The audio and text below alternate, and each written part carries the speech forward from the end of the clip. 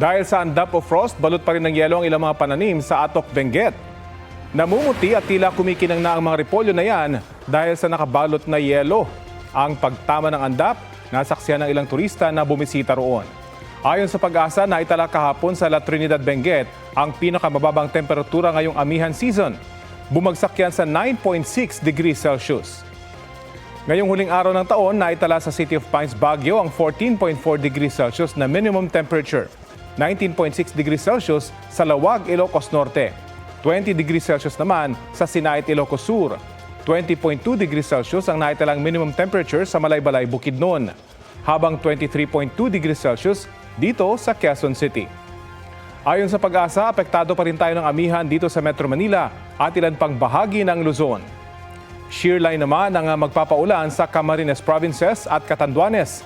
Habang easterlies ang umiiral sa Mimaropa Region, iba pang bahagi ng Bicol at sa buong Visayas at Mindanao. Uulanin sa mga susunod na oras ang maraming panig ng Southern Luzon, Visayas at Mindanao.